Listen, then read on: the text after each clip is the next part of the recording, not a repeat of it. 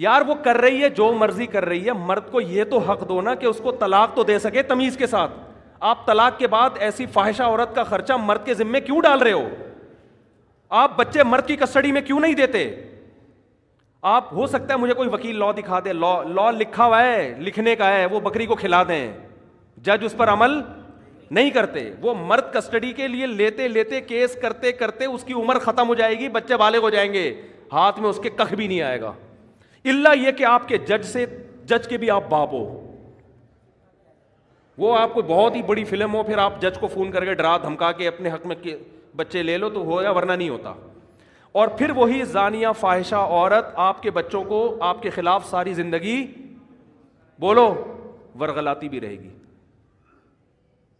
چند مہینے پہلے ایک آدمی مجھ سے ملا, کہہ رہا میں 28 سال کے بعد اپنے بیٹے سے ملا ہوں, 28 سال کے بعد, اور وہ بھی کمبخت وراثت لینے کے لیے آیا ہوا تھا کہ ابا دنیا سے جانے والے ہیں تو اب وراثت پہ رالے ٹپکا کے بولو بیٹھ جاؤ.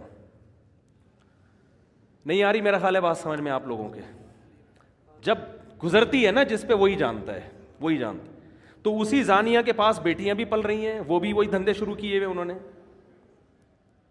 اور ہمارے ہاں تو پھر بھی تھوڑا سا ہوتا ہے, یورپ امریکہ میں تو بالکل ہی آؤٹ آف کنٹرول.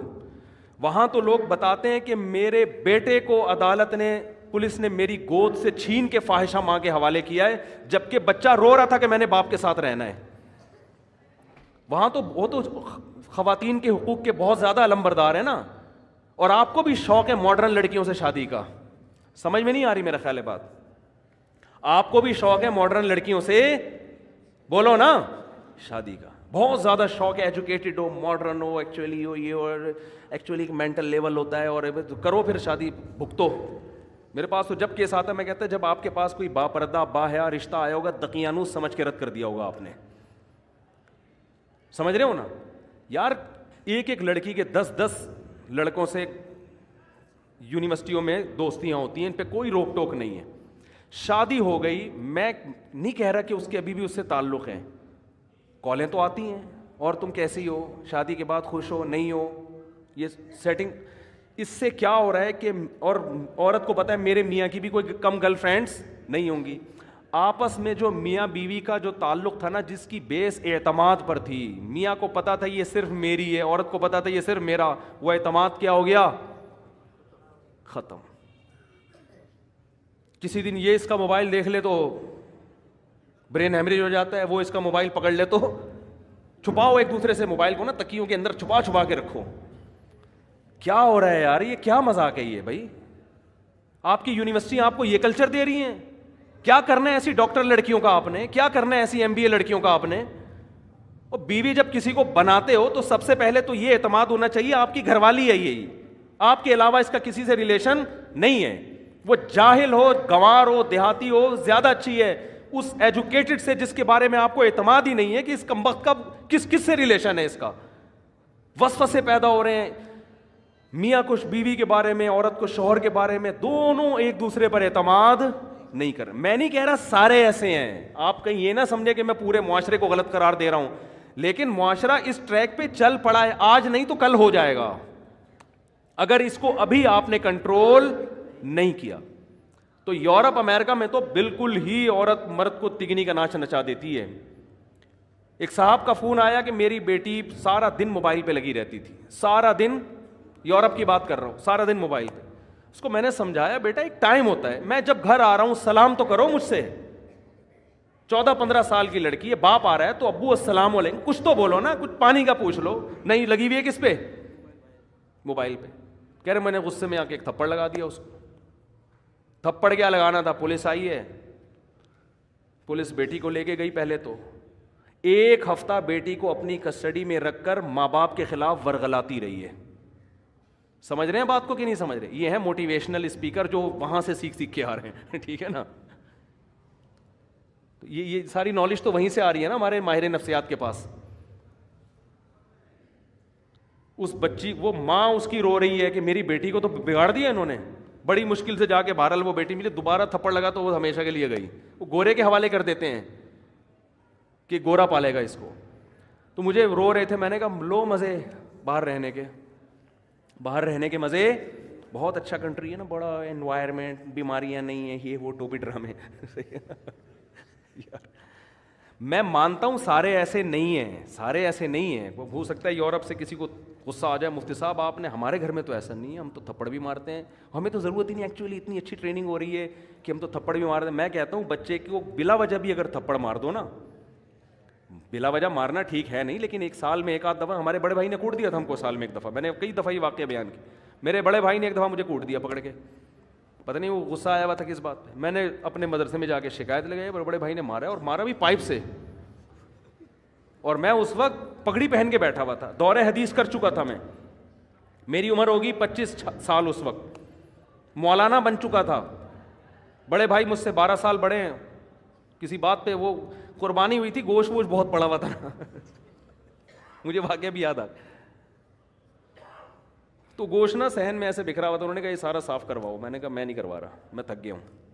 ان کو کوئی غصہ آیا ہوا تو انہوں نے اٹھا کے لگا دیا, پھر ہم نے بھی آگے سے بولا تو پائپ لے کے دھاڑ دھاڑ دھاڑ کوٹ دیا پکڑ کے. اب ہم نے تو ہاتھ نہیں اٹھایا, نہ ہم نے کبھی سیکھا کہ بڑے بھائی پہ ہاتھ اٹھایا جاتا ہے. اس وقت تو برداشت کر لیا, پڑ گئے. جا کے مدرسے میں شکایت لگائی اپنے بڑوں کو کہ بھائی بلائیں ان کو, پوچھیں کیوں مارا ہے. تو ہمارے بڑے نے کہا کہ بار بار مارتے ہیں. میں نے کہا نہیں, سال میں. انہوں نے کہا یار بڑے کو اتنا حق ہے کہ سال میں ایک دفعہ بلا وجہ مار دے, یہ بتانے کے لیے کہ بڑا میں ہوں, ورنہ بڑا بھائی کس بات کا بھائی, وہ وجہ کسی وجہ سے تو پولیس بھی مارتی ہے, کسی وجہ سے تو دوست بھی دوست پہ ہاتھ اٹھا لیتا ہے. بڑے کا مطلب ہی ہے یار ایک دفعہ میٹر گھومنے کی اس کو اجازت, کیونکہ اس کے احسانات زیادہ ہیں. آپ روڈ پہ پڑے ہوئے ایکسیڈنٹ ہو, لوگ بھائی کو فون کرتے ہیں, یار تمہارا لاوارث پڑا ہوا ہے, لاوارثوں کی طرح اس کو اٹھا کے لے جاؤ, کام بھی وہی آئے گا وقت پہ. تو لیکن آپ دیکھو باپ کو, وہ سارا دن موبائل پہ لگی ہوئی ہے, باپ اس کو ایک تھپڑ, باپ اس کو موٹیویٹ کرے گا, بیٹا دیکھو ایکچولی موبائل کا استعمال سے آنکھیں خراب ہونے کا خطرہ, اس کی ریز, وہ کہتے ہیں ڈاکٹر کہتے ہیں اس طرح سے اس کو نا بچے کو کیا کرو, سمجھاؤ. محبت سے جو کام ہوتا ہے وہ تھپڑ سے نہیں. اب بہت نرم لہجے میں اس کو سمجھاؤ, وہ گھنٹہ وسالہ وہ بیٹھ گئے, بچوں کی سمجھ میں کہاں آتا ہے. ہمارا بچہ, میں نے ایک دفعہ ہاتھ اٹھایا بچے پہ, اس کو ہم روزانہ موٹیویٹ ہی کر رہے ہوتے تھے, بیٹا دیکھو ایکچولی اسکول نہیں جاؤ گے تو کیسے پڑھو گے, بڑے آدمی کیسے بنو گے. گھنٹہ سمجھایا, وہ ہر صبح ایسے لگے گا جیسے قبر سے کسی مردے کو اکھاڑا جا رہا ہے نا. چترول بنتے ہیں بھائی, صحیح ہے نا, ہم نے لگا دیا چترول, اس کے بعد جا رہے ہیں الحمدللہ. اس کے لیے بھی مفید, ہمارے لیے بھی مفید. ہمارے ابا نے بھی اللہ کا شکر ہے ہمیں مارا ہے, اور اچھا ہوا ہمارا, نہیں مارا ہوتا ہم یہاں نہ بیٹھے ہوتے. ہماری عادت تھی شام کو نا ہم کھیلنے کودنے کے لیے نکل جاتے تھے, ٹائر نہیں ہوتا وہ ٹائر, اب تو بچے پب جی میں بیٹھے رہتے ہیں, ہم تو سارے کھیل کھیلے ہم نے. ہم کیا کرتے تھے, وہ سائیکل کا ٹائر ہوتا ہے نا, اس پہ لوہے کا ایک ہک بنا کے اس ٹائر کو نا ایسے یوں یوں کر کے محلے گلی میں گھما رہے ہیں. بڑا مزہ آیا بھائی, اتنا مزہ آیا, گھماتے گھماتے گھماتے گھماتے رات دیر ہو گئی. ابا پریشان ہی, بندہ مارکیٹ سے شارٹ ہے یار. اور پھر وہ لڑکے بھی جن کے ساتھ ہم کھیل رہے تھے وہ بھی ذرا اوباش قسم کے لڑکے, سارے بدماش ٹائپ کے. ابا نے مجھے 2 دن 3 دن منع کیا, بیٹا ان لڑکوں کے ساتھ آپ, اب مزہ ہی ایسے بدماشوں کے ساتھ آتا ہے آپ کو پتہ ہے. اور پڑھے لکھے لڑکوں کے ساتھ کیا بیٹھ کے آدمی یار, وہ کیا باتیں کریں گے, ان کے پاس باتیں ہی نہیں ہوتی کرنے کے لیے. ان کے پاس قصے, کہانیاں, بدماشیاں. ابا کو ڈر تھا کہیں نشے وشے میں نہ لگ جاؤ, بھائی ہر طرح کے لوگ ہر. تو 1 دفعہ 2 دفعہ, تیسری دفعہ میں, مجھے یاد ہے میں جب گھر آیا تو میرے سفید کپڑے تھے بالکل کالے ہوئے تھے مٹی سے. مہمان بھی گھر میں آئے ہوئے تھے, میں چپکے سے جا رہا تھا, ابا نے بلا لیا, اور الحمدللہ طبیعت سے صغیرہ کبیرہ گناہ معاف کر دیا. اس وقت تو بہت برا لگا یار, یہ کیا ہو رہا ہے ہمارے ساتھ. صحیح. لیکن موٹیویشن سے نہیں, ہر چیز نہیں ہوتی. تو شریعت کا بھی حکم ہے, اگر موٹیویشن ہی کافی ہوتی تو کسی بھی کنٹری میں پولیس کیوں رکھی ہوئی ہے پھر, ہے بھائی. گورنمنٹ موٹیویٹ کرے نا پبلک کو کہ لال بتی مت توڑو, اور دیکھو ایسے چلو, ایسے کچرا مت پھینکو. بھائی فائن ہے. یہ ہانگ کانگ جو اتنا نیٹ کلین مجھے نظر آیا, میں حیران یار, اتنا, میں ہانگ کانگ گیا اتنا صاف, پتا چلا بھائی یہاں ذرا سا کچرا پھینکو ایسی طبیعت سے فائن لگتا ہے نا کہ آپ کی طبیعت ہری ہو جاتی ہے. ہمارے یہاں کوئی فائن نہیں ہے, موٹیویشن ہے. صفائیوں پہ بیانات, اور محکمہ صفائی والے بھی صرف بیانات ہی کر رہے ہیں محکمہ صفائی پہ, وہ بھی صفائی نہیں کر رہے. تو یہ کہاں دیکھ لو حشر کیا ہوا ہے گٹر کے ڈھکنوں کا, اور یہ تو اللہ کا حکم ہے سختی کرنا, ہاں بلا وجہ کی سختی نہ ہو. تو اللہ میاں نے بھی مرد کو, عورت کو ماتحت بنایا ہے شوہر کا, حکم دیا اس سے اچھا سلوک کرو, اس پہ ہاتھ نہ اٹھاؤ, محبت سے رہو, لیکن اتھارٹی دی ہے, اتھارٹی دی ہے کہ ایک حد تک ہے, اگر یہ لمٹس کراس کر رہی ہے تو شریعت نے آپ کو سختی کی اجازت بولو دی ہے. لوگ آتے ہیں نا میرے پاس, میری بیوی روٹھ کے چلی گئی ہے, آ نہیں رہی, تو میں ان سے کہتا ہوں بھائی پہلے تو آپ حقوق ادا کر رہے ہو, ہاں بھائی اپنی مجھے تسلی ہو جاتی ہے یہ بندہ ٹھیک ہے, بندہ غلط نہیں ہے. کہہ رہے پھر بھی نہیں آ رہی, تو میں کہتا ہوں پھر اب آپ کا قصور ہے, کیونکہ اب آپ تمیز سے لانے کی کوشش کر رہے ہو, اور تمیز مارکیٹ میں ہر جگہ بولو چلتی نہیں. اب تمیز نہیں ہوگی, اب آپ اپنا ایٹیٹیوڈ تھوڑا سا کیا کرو, چینج کرو. اور میں نے دیکھا ہے بڑے بڑے بدماش ہیں, گھر اجڑ گئے تھے ان کے, انہوں نے بدماشی کی, ہنسی خوشی میں ابھی زندگی گزار رہے ہیں. داماد بھی اس طرح بعض دفعہ تمیز سے نہیں قابو آتا, بدتمیزی کرنی پڑتی ہے تو قابو آ جاتا ہے. تو اصل تو شریعت میں محبت اور تمیز ہی ہے, لیکن ایک حد تک ہے, اس کے بعد تمیز بولو نہیں چلتی. پھر یہ ہے کہ بھائی وہی تو تبھی بیچارے نے ایک پرچہ لکھ کر دیا نا پچھلے ہفتے کے, مفتی صاحب حضرت مولانا طارق جمیل صاحب کا بیان سنتا تھا, میرے اخلاق بہت اچھے ہو گئے تھے, آپ کا بیان سن کے میرے اخلاق کیا ہو گئے ہیں, خراب ہو گئے ہیں.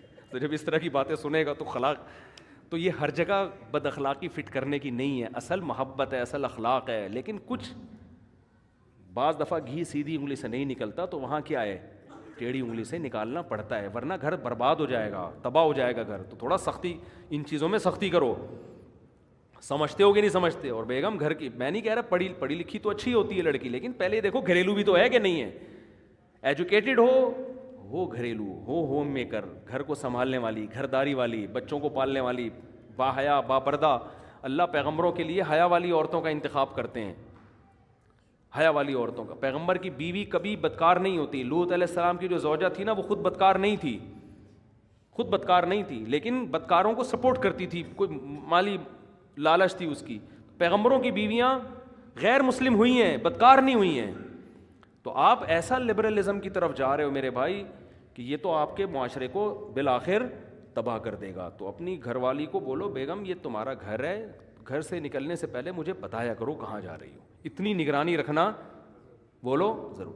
میں شک نہیں کر رہا, بتاؤ کہاں ہو, اور جہاں بھی ہو میں جب فون کروں تو مجھے بتا دو بھیا بیٹھی ہوئی میں, تو ٹھیک ہے, مجھے کوئی اعتراض نہیں. اپنی خام خام ایسے دقیانوس نہ بن جائیں کہ ایک صاحب نے اتنے سختی کی ہوئی تھی, باہر سے کنڈی تالا لگا کے جاتے تھے, یہ کچھ زیادہ ہو گئی ہے نا.